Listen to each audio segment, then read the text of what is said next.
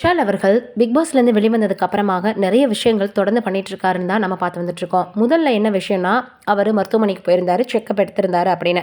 நள்ளிரவில் தூங்காமல் இருக்காரு, அவங்க அம்மாலேருந்து எல்லாருமே ஃபீல் பண்ணாங்க அப்படின்னும் பார்த்தோம்.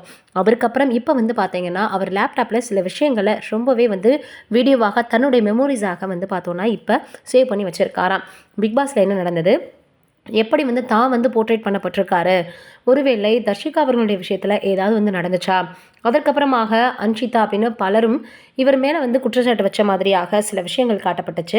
அந்த நேரத்தில் தான் என்ன செஞ்சார், தான் அப்படி தான் செஞ்சுருக்காரா, இல்லை வேறு மாதிரியாக இருந்து காட்டப்பட்டிருக்கா அப்படின்னு பல கோணங்கள்லையும் அவர் அந்த வீடியோவை ரிப்பீட் பண்ணி பார்த்துட்டே இருந்திருக்கிறாரு. ஒரு கட்டத்துக்கு மேலே அவங்களுடைய அப்பா என்ன பண்ணியிருக்காரு அப்படின்னா, இதெல்லாம் முடிஞ்சு போச்சு, அடுத்து உன்னுடைய லைஃப்பில் என்ன நடக்க போகுதோ அடுத்த கட்டத்தை நோக்கி நீ போகணும் அப்படின்னு அட்வைஸ் பண்ணியிருக்காராம். அப்படி சொல்லியும் கூட பிக் பாஸ் வீட்டில் நடந்த திருப்பி திருப்பி லேப்டாப்பில் ஒரு ஃபோல்டர் போட்டு சேவ் பண்ணி வச்சு அதை பார்த்துட்டே வந்துட்டுருக்காரா. இப்போ இந்த விஷயம் வெளியானது எல்லாருமே விஜய் விஷால் அவர்களை பற்றி தான் பேசி வந்துட்டுருக்காங்க. இது ஒரு புறம் இருக்க, குடும்பஸ்தன் படத்தில் இப்போ மணிகண்டன் அவர்கள் நடிச்சிருக்கிறாரு. இவருடைய நடிப்பில் வெளிவந்த நிறைய திரைப்படங்கள் மிகப்பெரிய அளவில் வரவேற்பை பெற்றிருந்தது.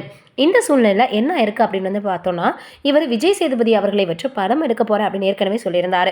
இப்போ குடும்பஸ்தன் படம் வெளியானதுக்கு அப்புறம் நல்ல விமர்சனங்களை பெற்றிருக்குது.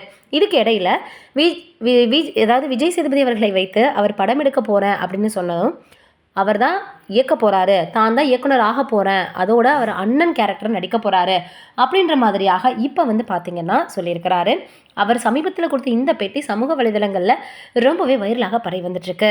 மணிகண்டன் அவர்கள் நடிக்கிறாரு அப்படின்னால அந்த படத்தினுடைய கதை வித்தியாசமாக இருக்கும், அந்த படமும் வித்தியாசமாக இருக்கும் அப்படின்னு எல்லாருமே நம்புவாங்க.